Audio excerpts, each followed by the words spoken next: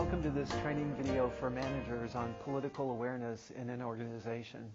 I'm Mark Brennan, Project Director for Community Support Training at the Missouri Institute of Mental Health, Continuing Education Division in St. Louis, Missouri. And with me today is Dr. Danny Wedding, who is the Director of Missouri Institute of Mental Health, which is a center for policy, research, and training. Hello, Dr. Wedding. How are you today? Just fine, Mark. Thank you for being here.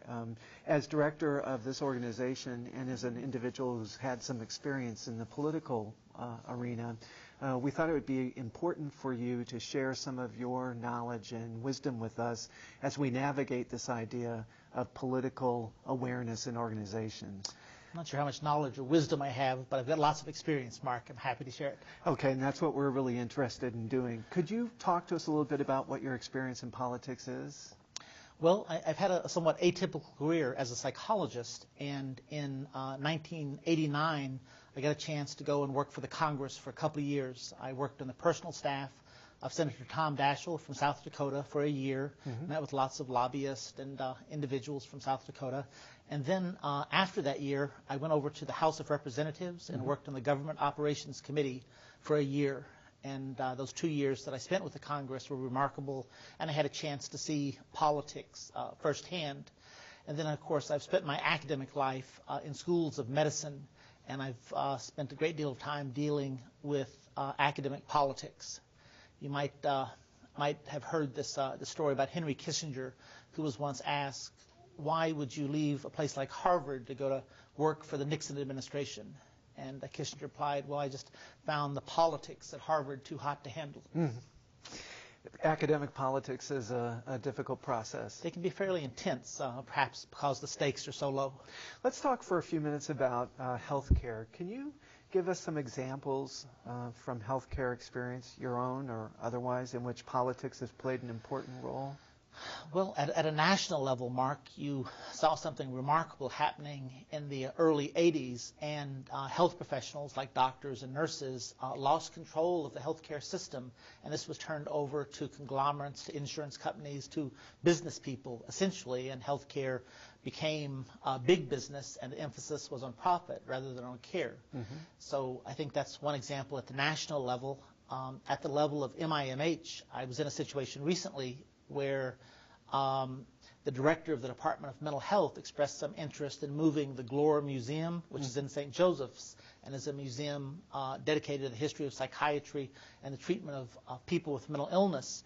And the director of the department, who was then Keith Schaefer, wanted to move the Glore Museum to St. Louis and house it in the Dome building where MIMH is located.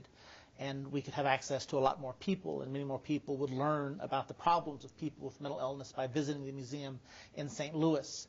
However, this was perceived as a threat to the community in St. Joseph's. There were front-page stories about the intent of the director to harm St. Joe by taking away this very valuable asset.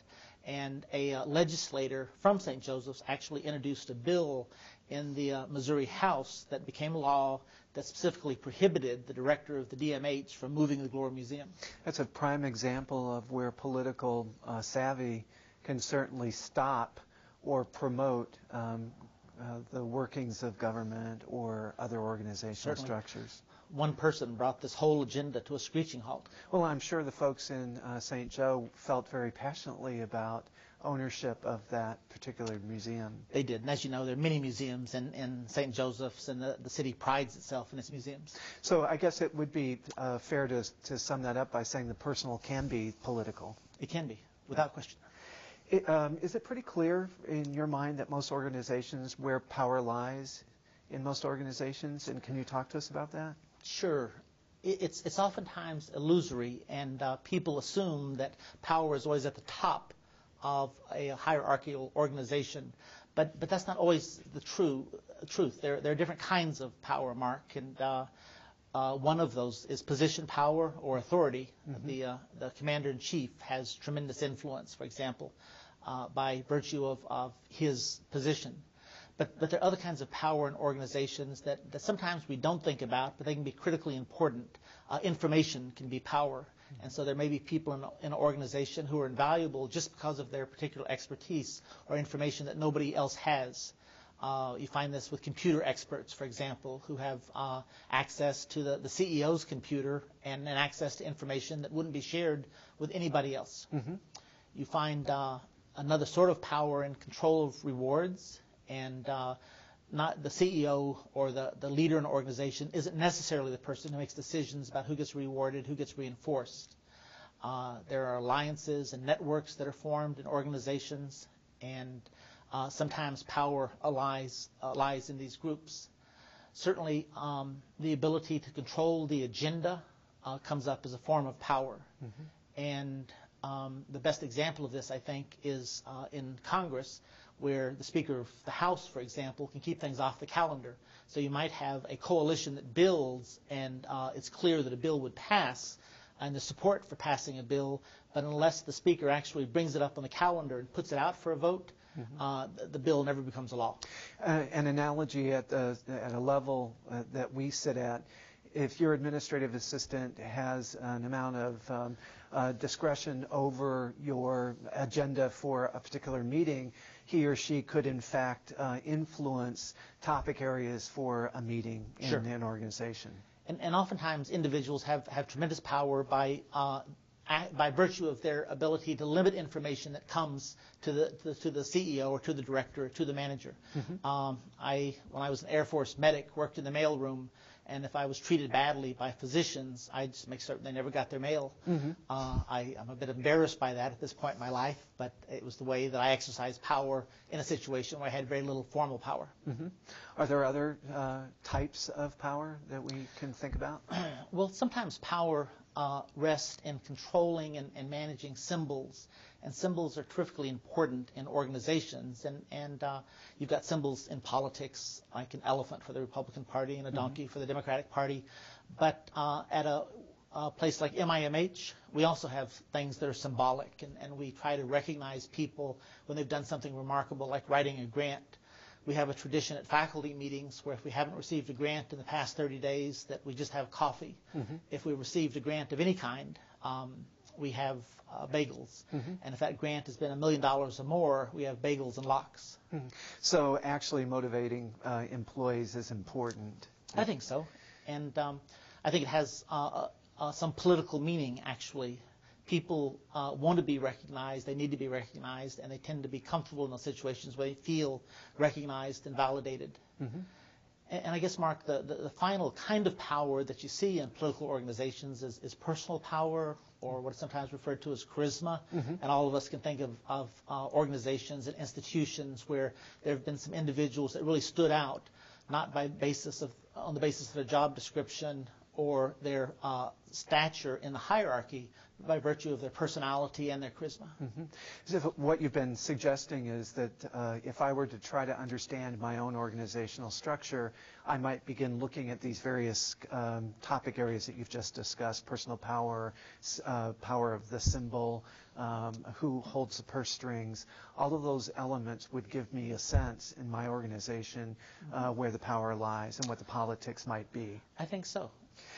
You talked for a minute ago on alliances and coalitions, and as you were talking, it struck me that an alliance is somewhat different than a coalition. Could you talk with us briefly about what the difference that you see is between an alliance and a coalition?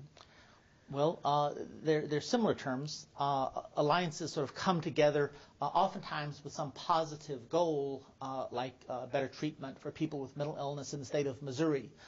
Coalitions come together, and oftentimes they have a negative goal, preventing something from happening, blocking legislation, that sort of thing. Mm-hmm. But in both cases, you have tremendous power in those groups and tremendous political influence. I was also mindful of the fact that an alliance seems to suggest more of a personal one-on-one relationship that, if developed further with other individuals, then can result in a coalition. So an alliance is maybe you and I discuss a particular matter and decide to do something about it, and if the energy is consistently growing, then we find other individuals who think like we do, and then we develop a coalition. In general, alliances are between individuals and coalitions are between groups. Okay. There's a saying that politics make strange bedfellows. What do you think about that statement? Well, I think it's very true, and oftentimes groups with very disparate goals and objectives come together politically on some common issue. In mental health, I think we find this with mental health consumers and the National Alliance for the Mentally Ill, or NAMI. And on an issue like involuntary commitment, these two groups are at the opposite ends of the pole and oftentimes oppose each other. But if an issue comes up like mental health parity, they come together, they form an alliance and work for the common good because they're both served by parity legislation. Looking at political process again, is there any kind of book that you've read on organizational politics that you would like to recommend? I teach a course in mental health policy at Washington University, and I frequently have my students read a book called Hardball by Chris Matthews, and you might have seen his TV program. Certainly have. And I have tremendous respect for Mr. Matthews. He was formerly chief of staff for Tip O'Neill, and he learned a lot working for Representative O'Neill. And he has a number of rules that he believes govern politics. And these are our little sayings. Many of them are cute and clever. One is dance with the one that brung you, referring to not forgetting where your alliances are and who you've made commitments to in the past. He has other recommendations like if you have a problem, hang a lantern on it.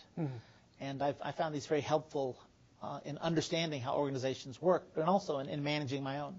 Let's talk about that statement. If you have a problem, hang a lantern on it. That suggests shedding light on an issue.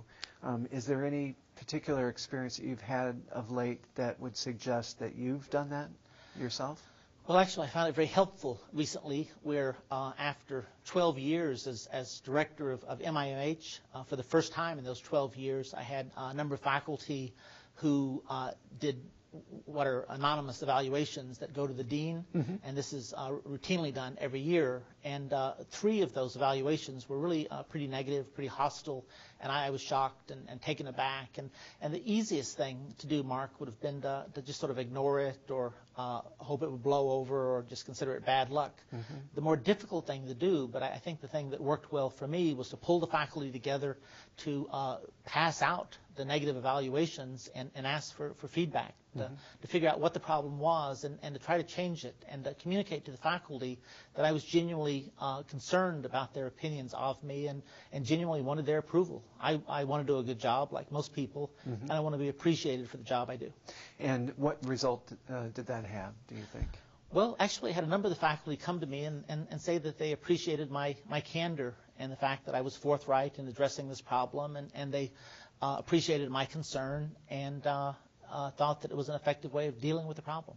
That's a wonderful approach then in terms of looking at shedding light. Rather than trying to hide the fact that there were some people unhappy with me, I hung a lantern on it. I've heard you say in previous conversations that political conflict in our organization can't always be resolved, but it can be managed. Can you talk to us about that? Yeah, I think that conflict is inherent in organizations. At any time you have different people with different personalities and different groups that are represented, you're going to have different agendas and you're going to have conflict. It's not necessarily a bad thing. I think that sometimes organizations in which you find conflict are dynamic, exciting places to be, and those organizations that have no conflict at all are somewhat staid and sleepy and not very exciting places to work.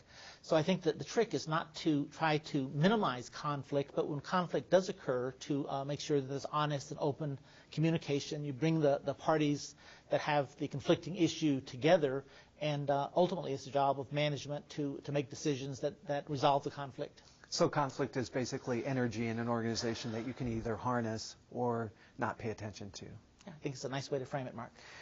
Talk to us a little bit about the difference between horizontal and vertical conflict. These are terms that people have used frequently. Can you talk to us about that? They're terms that are fairly straightforward. They come out of business schools. And essentially, with horizontal conflict, you've got people at the same level in an organization fighting over some issue. but role status doesn't enter into the picture. When I have conflict with the chair of the Department of Psychiatry at Mizzou, essentially we're at the same level in the organizational chart. We both report to the dean of the School of Medicine, and so that is horizontal conflict. But if I'm in a conflictual situation with my boss, the dean of the medical school, then we have vertical conflict because we have the conflicting issue that enters in, but also the disparity in power between the dean's position and mine. And so that would be vertical conflict. Obviously, in terms of vertical conflict, if there is no integrity within the system to alleviate the conflict, then obviously people are not going to be able to move through the system adequately. So mission, vision, values, those types of things would be important in an organization to prepare for those, for the development and working through of that conflict at a vertical as well as horizontal level. Oh yeah, I think so. Lord Acton said that power corrupts and absolute power corrupts absolutely. And that's a reference to the fact that sometimes in organizations people do abuse their power. But I think effective leaders give away power, and part of the job of management is empowering people that report to you on the organizational chart. Can you talk to us a little bit about what the skills of the manager as politician are? I can. I think that managers have to have two things, vision and strategy. I'm sometimes reminded of Ronald Reagan, who came into the White House with tremendous vision. He wanted a smaller government. He wanted fewer taxes. And he didn't really have a strategy for getting there, but he allied himself with David Stockman, who did have a strategy. And he succeeded in meeting the goals of his administration. I think the same thing applies to managers. I think you have to have a vision for where you want an organization to go, and then you have to have a strategy for getting there, and politically you've got to communicate that vision and that strategy. You've got to communicate the vision and implement the strategy. Well, Danny, this has been a very enlightening and interesting topic of conversation. I'd like to know if you have any final thoughts about politics and power that you'd like to share with us. Well, let me end with two stories. And one is the story of Sir Christopher Wren, who was building St. Paul's Cathedral. And it's a lesson about vision, I think. And Christopher Wren was looking for a chief mason for St. Paul's, and he had three men in mind for the job. And so he disguised himself and went incognito to the first man and said, "What are you doing?" And the man said, "You fool, I'm laying bricks. Anyone can see that." And he went to the second person and said, "What are you doing?" And he said, "Well, isn't it obvious? I'm building a wall." And he went to the third person and said, "What are you doing?" And the third mason said, "I'm helping Sir Christopher Wren build an edifice that will forever celebrate the glory of God." Oh, my. And you can imagine who he picked for the job. Certainly. The one with the vision. And then I suppose a final point is this idea that all power is relative and situational. And when I worked for Senator Daschle, we worked closely on the Finance Committee with Senator Bill Bradley from New Jersey. And as you know, he's a former basketball Hall of Famer. And he tells an interesting story that I suspect is apocryphal, but it makes a point all the same. And Senator Bradley relates the story of how he was the keynote speaker for a banquet with about 2,000 people. And he was having dinner before giving his speech, and a waiter came by and gave him a pat of butter. And he leaned back and said, "Young man, I'd like 2 pats, please." And the waiter said, "I'm sorry, it's 1 pat per customer." Senator Bradley said, "Young man, do you know who I am?" And the waiter said, No, I don't." And he said, "Well, I'm Bill Bradley. I'm in the NBA Hall of Fame. I'm a United States Senator, and I'm the keynote speaker for tonight's banquet." And the waiter said, "Well, sir, do you know who I am?" And Senator Bradley said, No, I don't." And he said, "Well, Senator, I'm the man in charge of the butter." That's a very telling story in sense of politics, organizational structure, and resource management, I would think. It underscores the point that things aren't always as simple as they seem. Thank you, Danny, for coming and sharing your expertise with us today. I'd just like to remind folks out there who are watching this that political awareness in your organization is an extremely important part of your process as an employee and as a manager. This is just one of the topics that will be helpful for you to develop your managerial skills. Thanks so much for being with us.